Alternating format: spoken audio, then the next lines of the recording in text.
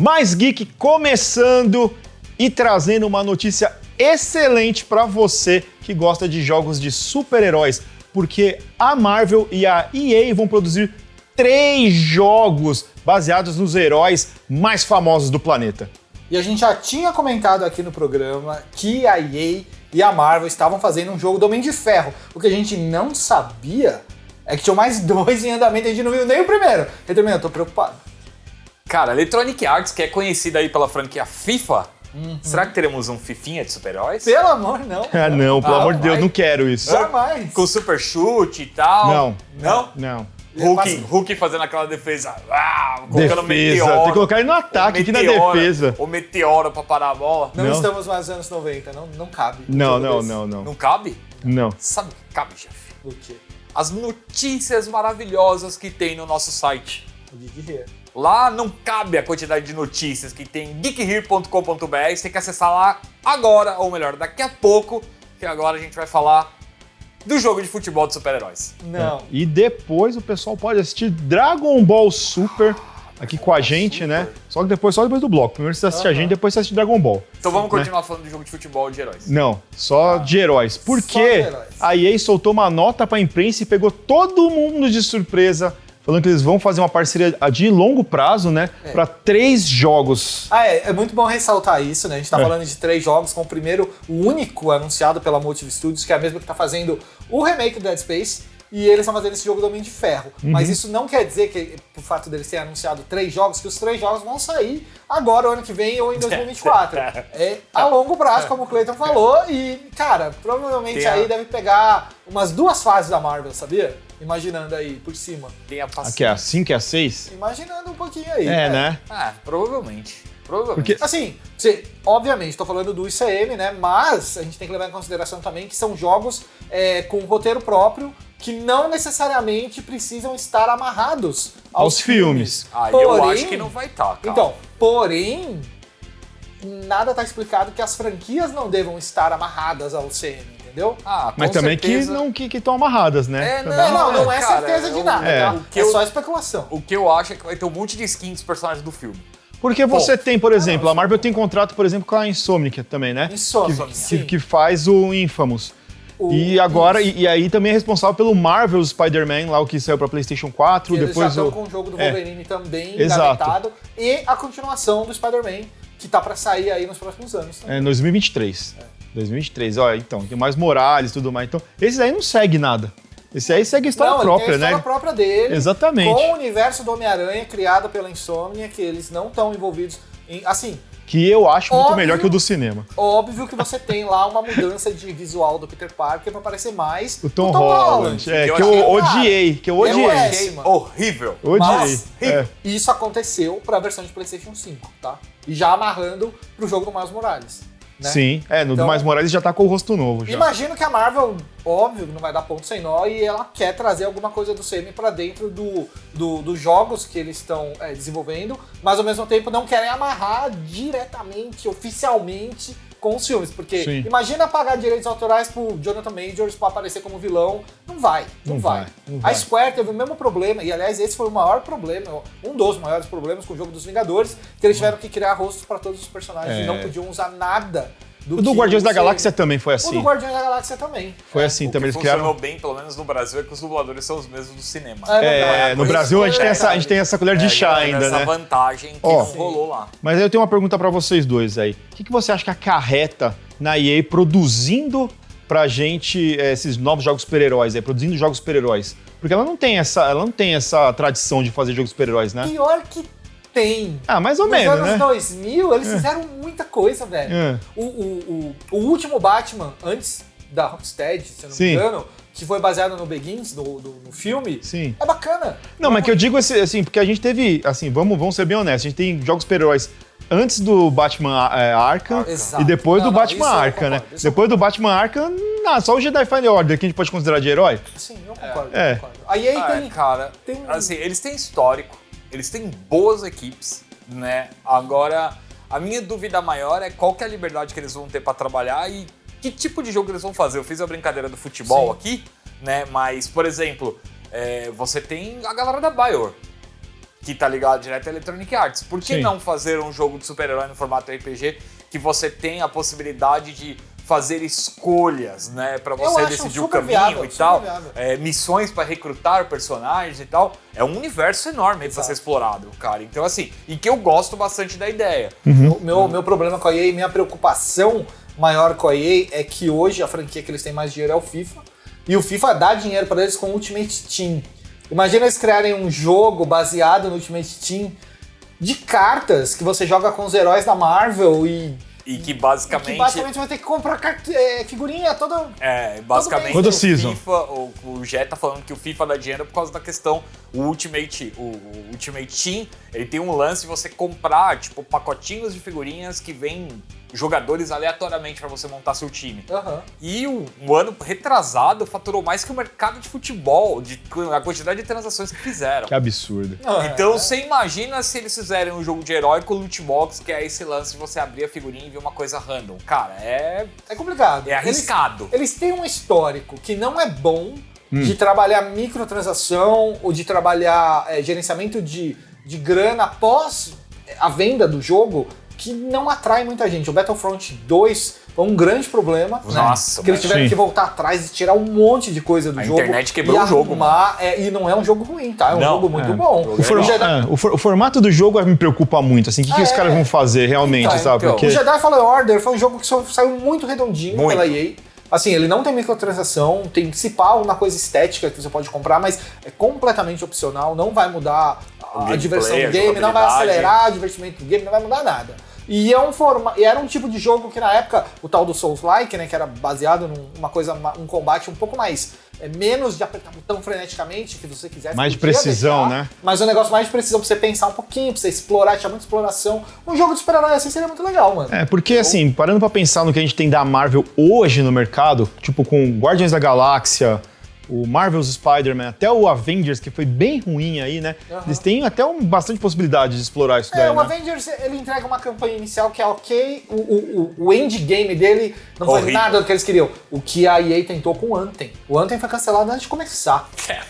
E era a mesma proposta, sabe? O meu medo é eles caírem nessa armadilha e não entregarem a tal dessa proposta de prover a longo prazo o Mas jogo, você sabe? você pensa, por exemplo, num Jedi Fallen Order, você pensar num jogo do Demolidor Seria muito legal. seguindo. Seria Desde muito que o legal. mapa seja melhor do que do Jedi Fallen Order, porque eu odeio aquele eu não me mapa lá. importo com o mapa. É que você Só que você é explora ruim. muito, né? Aquele mapa é horroroso, aquele não, mapa. você tá falando do Ele tá falando mapa 3D, pra você de ler quando o você- mapa, não o ambiente.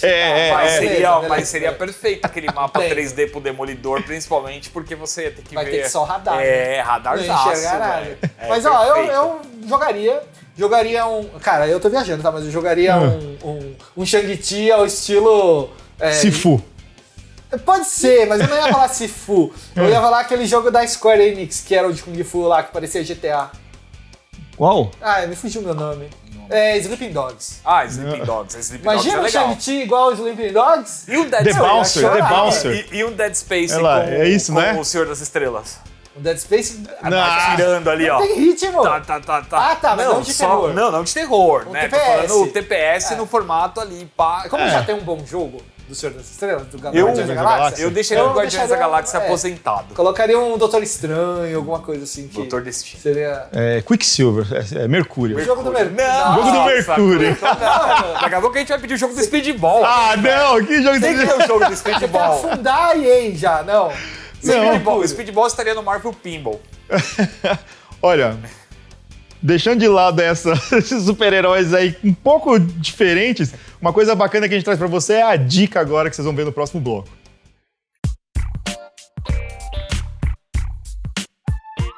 Ó, você que tá ligado nas dicas que a gente vem dando aí toda semana, sempre com coisa novidade, com coisas interessantes. Hoje eu vou fazer um mini review de um lançamento que a gente teve, que foi Bayonetta 3, jogo exclusivo de Nintendo Switch, já vem de uma história aí, de uma franquia de longa data. Ela, inclusive, começou como uma multiplataforma, que o primeiro Bayonetta saiu para outros consoles. O segundo e o terceiro são exclusivos da Nintendo. É um produto aí feito pela Platinum Games, que é uma empresa muito conceituada no mercado, principalmente com jogos de ação, encabeçando aí o primeiro Bayonetta e posteriormente só cuidando. A gente tem o Hideki Kamiya, que foi o cara que criou Devil May Cry, Fly também, outro jogo super, um hack and slash super estiloso, focado em combos, né, que dão a liberdade aí pro jogador poder brincar. E o Bayonetta 3 segue essa linha, apesar de ser o terceiro jogo, eu já digo pra você logo de cara, não precisa se matar da cabeça de falar, eu preciso jogar os outros dois, não precisa, o jogo tá liberado, né, você pode experimentar uma história completamente nova,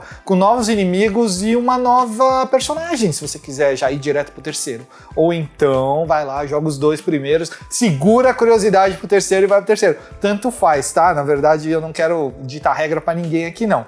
Mas aí, nesse terceiro jogo, a gente tem a Bayonetta enfrentando um novo desafio, um novo inimigo que não são nem demônios e não são nem seres celestiais, são, de certa forma, criações humanas, eles são chamados de homúnculi, e eles estão ali para causar a destruição completa do multiverso. Veja bem, não, dá uma olhada aqui. Tem um multiverso em Bayonetta, ele vai ser explorado no terceiro jogo, e a gente tem um vilão que navega entre esses mundos em busca da criatura original de cada um deles para poder capturar e pegar o poder e destruir. A gente não sabe bem o porquê, mas é isso que eles fazem, tá? E no meio do caminho você tem a intervenção da personagem chamada Viola, que é a personagem inédita do jogo, porque você tem o retorno de um monte de gente. Isso talvez faça uma falta pra você que não jogou os outros dois, mas você tem um retorno de uma galera, entre eles a Jean, né, que era a rival no primeiro, parceira no segundo, e agora também parceira no terceiro, e a Viola, que é a personagem que vem de um multiverso aí escolhido, onde a Bayonetta daquele mundo já morreu, né, e aí ela vem pra alertar a Bayonetta do universo principal, vamos chamá-lo de universo principal, dizendo dos perigos, e ela, meio ao contrário do que a Bayonetta é dentro do jogo, ela segue um formato completamente diferente, porque ela não aposta na esquiva, ela aposta no parry, na defesa, no momento exato para ativar o Witch Time, que é aquele momento que tudo fica em câmera lenta. Ela tem uma espada só, né? Que ela só luta com uma espada, em compensação com a Bayonetta, que tem um monte. Mas enfim, você vai experimentar. São dois personagens novos aí pra você experimentar, que a Jenny também tem uma história. E fica a dica, vamos jogar Bayonetta 3 e daqui a pouco, né? Porque agora a gente volta pra comentar um pouquinho mais sobre jogos de heróis.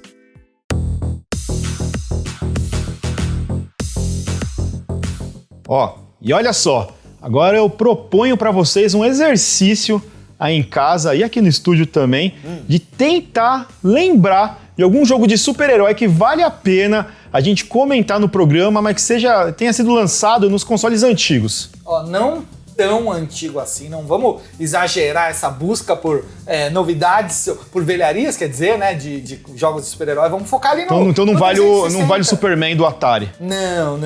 Não vale nem Super Nintendo, né? Vamos pegar ali o 360, o Xbox 360, PlayStation 3, essa época ali, talvez um pouquinho do Play 2, mas, só porque foi multiplataforma, troca de geração. Porque foi uma época que a gente teve muito jogo do tipo, que eram os chamados caça-níquel, que eram jogos que não... Assim, eles vinham no embalo da novidade, o Homem de Ferro, Capitão América, todo mundo ali, mas eles não entregavam a maestria de um AAA baseado num super-herói que é como hoje a gente tem algumas coisas, né? Eles eram pensados como produto de queima de estoque, o que é bizarro. Tipo compra casada, tá saindo filme, tá saindo jogo, tá saindo... Exatamente. Você gostava dessa época, Ritter? Eu vou reclamar com a direção, porque eu já tava pensando nos jogos do Nintendinho, mano. Né? Tipo, surfista prateado, assim. Nossa. Esse jogo tá prateado, você tá louco, esse jogo é horroroso. É uma porcaria.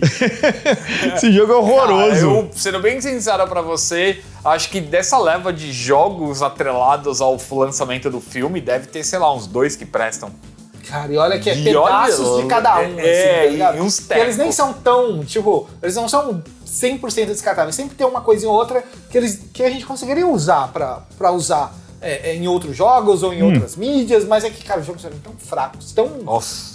Que coisa, cara. Vamos lá, só pintar a cara do ator e colocar no filme. Sabe como é que eu acho que devia funcionar isso, cara? Tipo, quando que o filme sai? Os caras ali fazendo a reunião no estúdio ali. O filme sai daqui a 90 dias. O cara pega o celular, fulano, produz aí, você tem 90 dias pra você produzir, beleza? Tem que sair mais ou menos perto do lançamento, beleza? Beleza, falou. Você fala valeu. brincando isso, mas já aconteceu. Tem uns documentários, inclusive, nesse serviço de streaming, que os caras falam sobre isso aí. O cara ia lançar o Indiana Jones, o cara quer que eu lançasse em 60 dias o jogo. Nossa. Tipo, e era ele e outro cara, ou ele sozinho, sabe, fazendo. Horroroso. Mas, é o padrão, né? Como o Jeff falou, a gente não vai muito pra trás. A gente teve, logo no começo aí, falando, desses super-heróis, a gente teve uma parceria da SEGA muito forte com a Marvel, né? A Marvel, sim, que entregaram alguns jogos que acabaram ficando na memória da galera por momentos específicos. Assim, por exemplo, o Homem de Ferro. De 2008, né? É de 2008, saiu inclusive no Play 2 também, depois ele também saiu nas outras plataformas, e ele recontava a história do filme, né, do primeiro, do jeito dele, tá? Com um monte de coisa extra, mas num formato de jogo que era um jogo de tiro em terceira pessoa. Que, cara, era o padrão, sabe? Você não tinha um mundo aberto, ele é bem simples, mas eu não acho que ele... Eu não tenho a impressão de que ele não fosse divertido ali dar uns tirinhos, sabe? Nossa, eu não gostei dele não. Funcionava de alguma maneira. Vocês lembram desse jogo? Lembro, mas não gostava dele não. Eu lembro, mas eu apaguei ele da Isso memória. era só no começo, no prólogo, porque a partir do momento que ele sai da cadeia, ele começa a desenvolver o protótipo de armadura, você tem momentos de treinamento de voo com uma armadura sem pintura, que seria a Mark, que é a primeira, né, que ele usa no filme no filme do Homem de Ferro, e aos pouquinhos você vai evoluindo essa armadura, ganhando armas e fazendo as coisas, o que é um padrão, fora a mecânica de voar, né, que funcionava até aqui mais ou menos. E aí, em 2011, a gente teve um outro filme baseado no herói também da Santíssima Trindade aí, que é do Capitão América, né, que é o Captain America Super Soldier. Que esse era da série. Esse tem história, porque os documentários, quando você vai ler sobre o universo cinematográfico da Marvel, o Chris Evans usou esse filme, esse jogo como referência para falar com os irmãos russos sobre o que ele gostaria de fazer no Capitão América Soldado Invernal. Né? O Capitão América 2. Mim, melhor combate do Capitão América. E esse próximo aqui, o filme, é horroroso, assim, uma das coisas mais horrorosas já fizeram com super-heróis na história do cinema. Mas o jogo até que é legalzinho, que é o X-Men Origins Wolverine.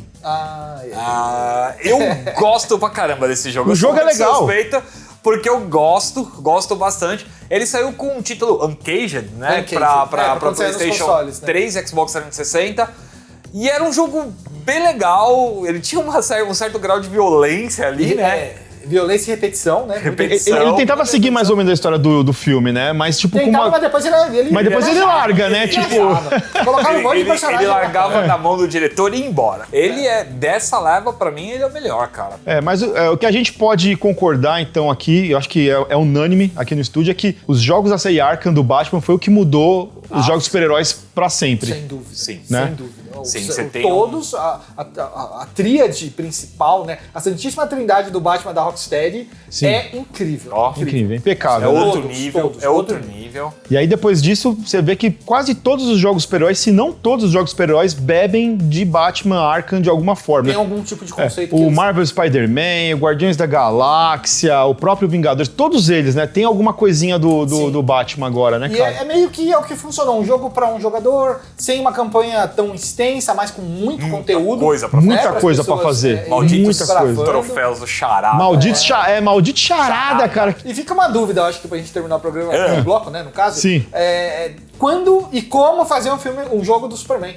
Como é que faz pra dar certo? Nunca. Porque você tem que lembrar que o Superman é o todo-poderoso, invencível desde o começo. Como é que você bota isso num jogo de videogame? Tem que ter algum jeito, alguma coisa diferente pra fazer. Não subir ou baixar o poder dos inimigos. E esse Guardiões da Galáxia. Fácil. Guardiões não. É o Esquadrão Suicida, desculpa. Sai o ano que vem. Sai o ano que vem da Rocksteady. É a prova de que não dá pra fazer um jogo do Superman. Os caras tentaram, não conseguiram transformar o Superman em vilão. Meu Deus. Ó, vocês vão ficar com o Dragon Ball Super agora, que não tem nada de vilão lá. O Goku dá porrada em todo mundo. Não. E daqui a pouco a gente volta com muito mais geek pra vocês.